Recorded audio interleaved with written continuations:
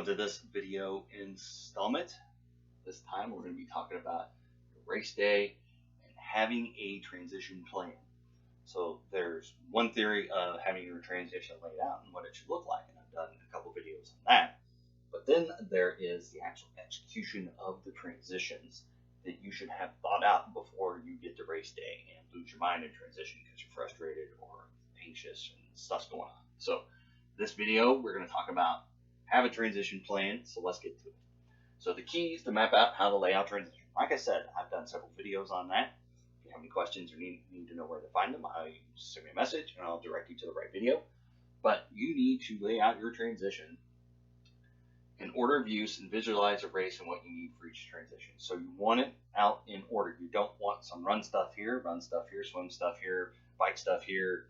You don't want to hodgepodge of everything. You want your run stuff together, swim stuff, because usually you're going to take that all with you, and then your bike stuff. If you hodgepodge and mix it all up, it's easy to forget stuff. It's easy.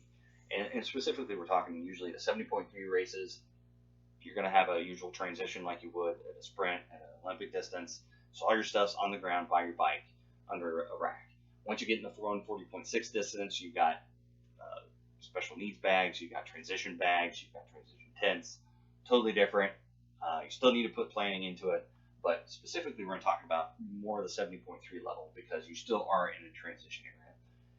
But it's a little bit more heightened because at a 70.3, you need more stuff to get through the distances. So that transition becomes a little bit more critical to make sure that you've got your T's crossed and your I's dotted before you go out there for 56 miles on a bike or 13.1 miles riding.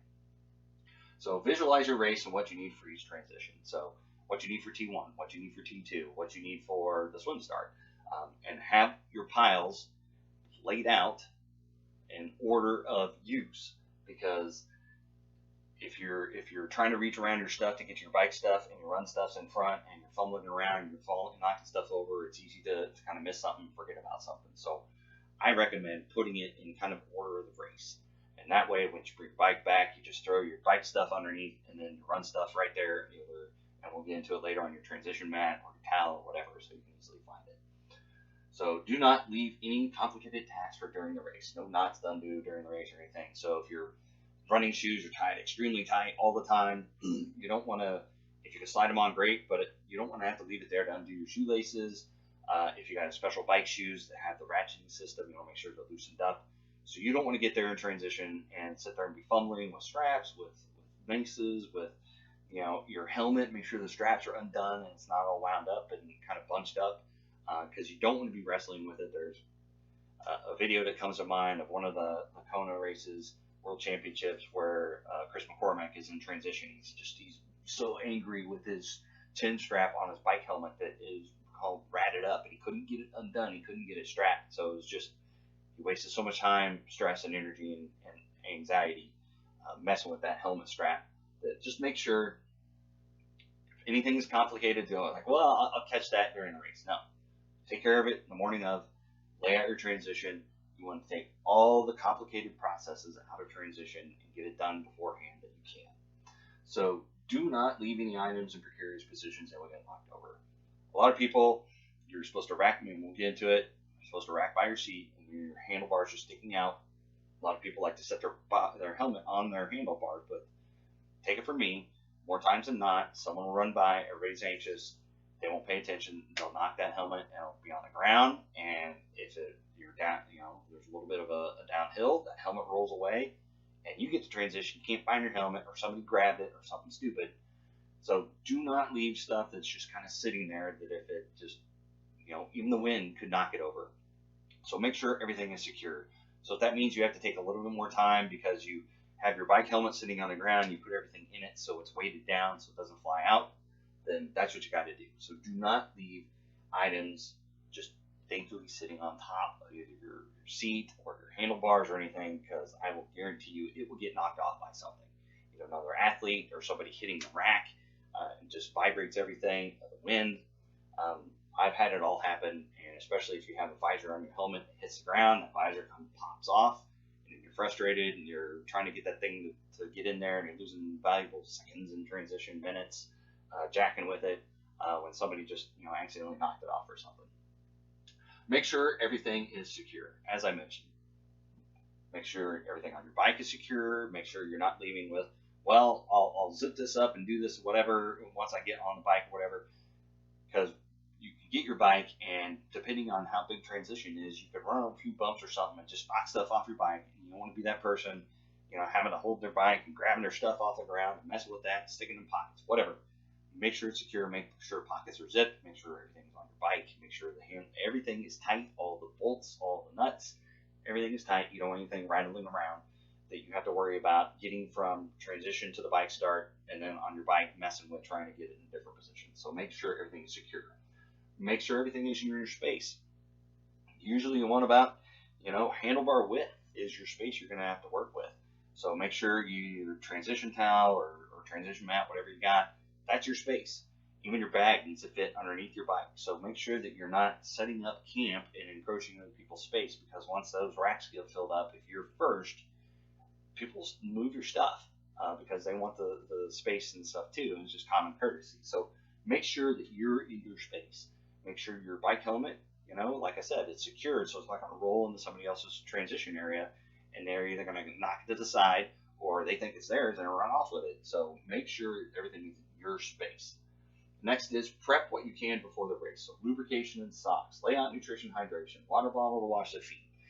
Whatever you got to do, don't leave it in your bag. So when you come into transition, you're like grabbing stuff out of your bag and it's buried in the bottom.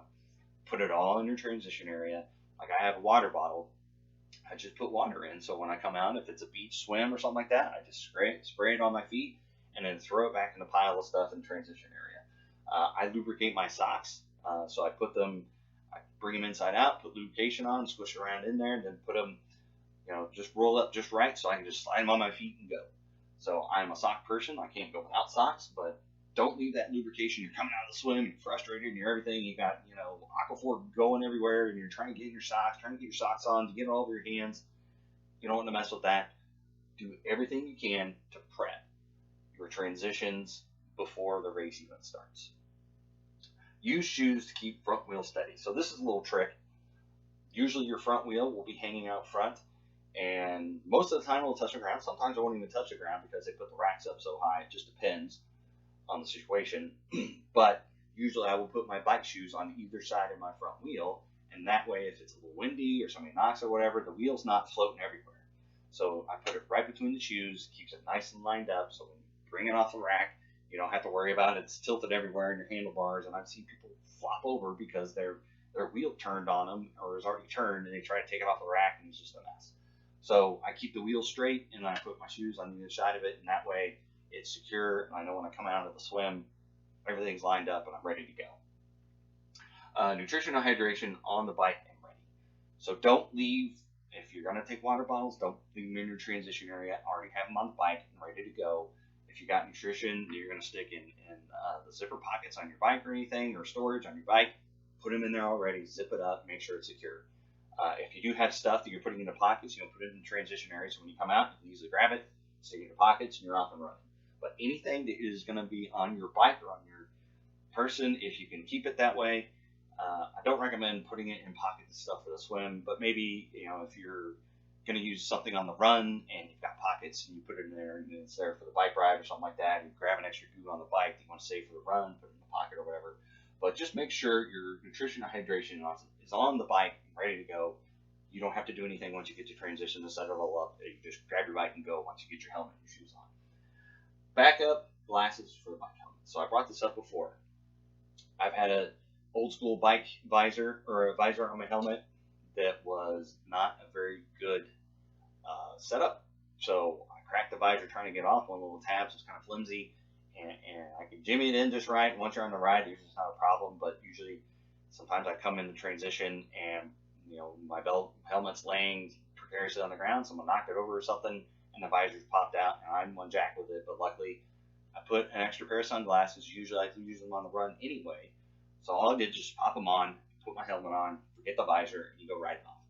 Like I said, have a backup plan. So if something is going to go awry, like a visor coming off your helmet, if it's not secure, then at least you have sunglasses there. Put them on your transition mat. You don't have to be fumbling around. It's like, I can't, my visor's broken. I look through my transition bag. You don't be wasting time. You don't be messing with it. Already put it out there. Have a couple of contingencies out there if your gear has a little bit of a failure. But that's a big one. Have backup glasses for the bike just in case the visor is something wrong with it. Because like I said, I always use sunglasses on the front anyway, so it's just not that big of a deal for me. Here's a big one: shoes on the bike, shoes on the ground. Some races will not let you put shoes on the bike. You must put your shoes on before you leave transition. Sometimes you won't have a choice. Other people like to put their shoes on the bike and then they jimmy them with rubber bands. So all they do is once they hit the bike mount area, they're off and running, and they just slide their feet on it and start pedaling, break the rubber bands, and then later put their feet in the shoes. Personally, I like to put my shoes on before I start the bike. I just don't want to mess with trying to figure it out, and I've tried it a few times. It's just kind of a hassle, and to me, it's a little bit unsafe unless you're professional and you're doing this all the time.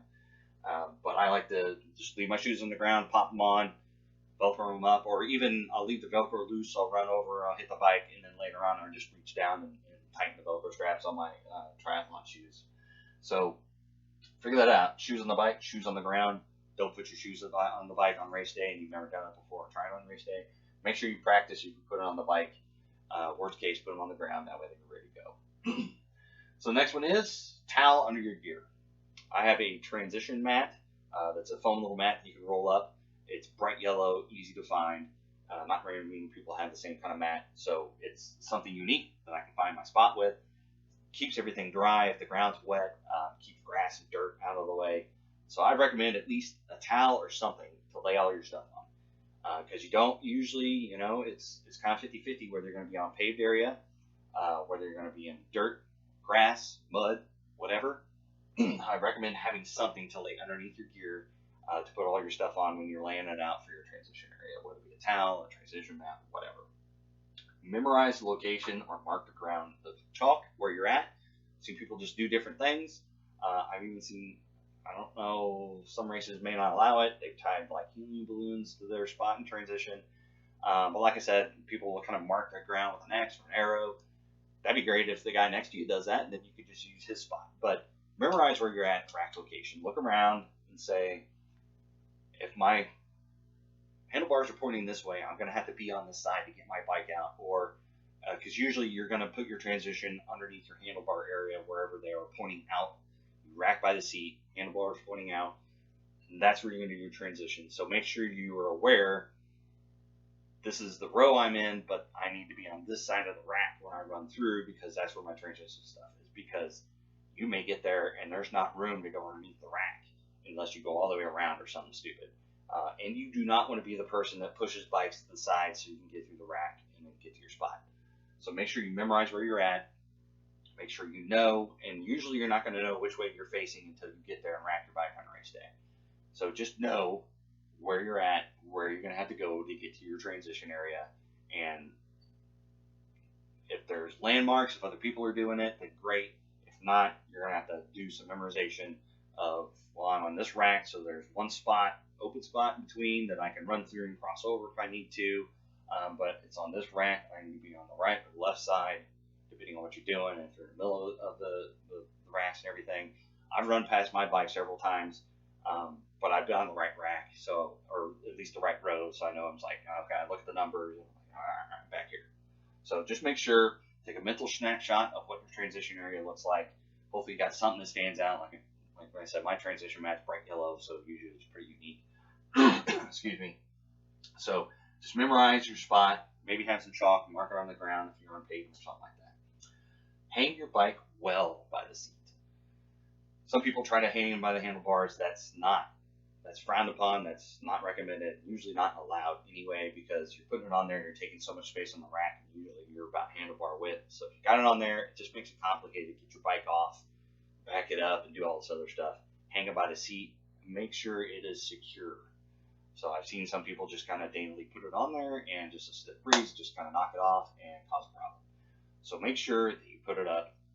I usually will either put it up by the nose, or if I have my double bike bottle carrier on the back, I can lift it up and put it over that. So I actually just lift it up off the rack. So that's convenient. So however you got to do it, make sure that you can rack your bike. And if you can't do it by the back, move it under and then do it by the nose. Just know you got bottles on there or some other situation, you're going to have to kink it to get it out. So hang it by the seat.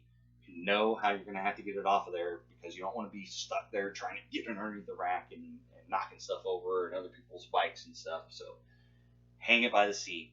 Know how to get it out quickly. The other key is alternate bike directions properly with neighbors. Use both sides of racks. So the biggest key in a race when racking your bike is looking at the people beside you. And one person's facing this way with their handlebars, the next person needs to face this way. So that way you open up a little bit of space for transition. You don't have handlebars right next to each other to get tangled up because that's a big mess. So everyone alternates which direction they're facing. So if you're using both sides of the rack. So the last thing you want to see is everybody's bike's pointing the right way. Now, if you get there a little bit early and you're racking your bike before most other people, just be ready. Usually 70.3 at the rack the day before. Just be ready when you get there. You may have to flip them around. You may have to do some adjustments or whatever to make sure that everybody's kind of pointing the right way. Don't be shy with your neighbors. Say, hey, I think we need to switch our bikes a little bit just to make sure everybody's on the same page. Because usually, if the spot's numbered, you're not going to have the ability to go to the middle end of a rack and do whatever you need to. Especially, if you do that and you're early, you come back and other people have racked the wrong way. So do give yourself a little bit of time. Once other people show up, you come back and check it. And if they've racked the other way and you can switch your bike over and save yourself some headache, then do it. Switch around your transition area pretty quick. So that is the key. Bikes, every other one is pointing a different way. So you're alternating handlebars this way, handlebars this way, handlebars this way, handlebars this way. Gives you some space, keeps the handlebars from getting tangled up, and especially when you have to rack by the seat, it's the best way to go. And usually that's the way that the race directors are planning it, so make sure that you're on board with that. So that is a lot of information. So a lot goes into it besides just figuring out how to lay out your transition. You need to have a plan. You need all this set up. You need to visualize, stand there. Okay, I'm going to start to swim. This is what I need. This is what I can get. Don't forget, I need to leave my hat here. I need to leave my shoes here. I need to leave everything here. And especially keep in mind if you're wearing your running shoes in the transition, or if you're wearing any shoes you want to keep, you have to walk to the swim start. Some races don't have morning bags to get all your stuff back. So be prepared to either walk barefoot or bring some throwaway socks that you can wear to the front that's thickly padded, or just some water shoes, and find a spot, put it by the water entry so they can grab it and throw them away for you or whatever. So visualize when I'm going to need to start to swim. Visualize when I come in from the swim, I want to ditch all my stuff. Get all my bike stuff. Do I have all my bike stuff here? Is all my nutrition ready? Is everything ready? Am I going to have to take off my watch and put it on my bike? Am I going to have to start my bike computer if I'm doing that? Hit the transition button. When you come out of the water and you cross the mat, hit transition. Get in there, get your stuff. Go to the mountain line, cross it, hit transition. So then you can start your bike leg if you're tracking with your watch. That's always gets me. You're a mile into the bike and you're like, ooh, forgot to hit the transition button. So you got an extra mile in transition that didn't count for your bike. But whatever. It's semantics when you look at your data and information. Then you come into D2. Come in, rack your bike. You have to kind of cinch it up under the rack to get it back on by the seat. Take your bike stuff off, keep your run stuff on, and head out. When you run stuff, you just throw your shoes on and then take your a visor, sunglasses, and your race number. And can you be walking towards the exit while you're putting all this stuff on? You can stand there and do it all, but you can just as easily do it while you're walking through transition to get to the exit and start running. So just go through your mind mentally how it's going to play out, and that will also help you to do the layout. So I come into transition, it's going to be hot and sunny, so I want some sunscreen out there. And I know when I start my run, I'm going to be starting to chase. So I want some tri-slide out there to kind of put in the armpits, put around the shoulders. So that makes you realize it's like, okay, what am I going to do? Sunscreen, tri-slide, lubrication, whatever. In T1, I need that stuff for T2. It helps you kind of visualize everything you're going to need to do that race and makes transition fly a lot smoother. So while you're swimming, the last 100 meters, you're thinking about, okay, you're already going through your mind. When I get out of the water, I'm going to hit the transition button. And then while I'm running up, I'm going to take my goggles off. I'm going to take my swim cap off. I'm going to take earplugs. I wear earplugs, so take those off. I've got those in my hand, and I'm gonna unzip. Or see, when I get out of the water, the first thing I can do is unzip my wetsuit or speed suit if I got it. So that way, that's taken care of. So actually, I'm taking stuff off, so I have free hands. So by the time I'm going for caps and goggles and earplugs, you can tell from making this video, it's been a minute since I've done a triathlon. I haven't done one since September, and right now, the time is recording, we're in April.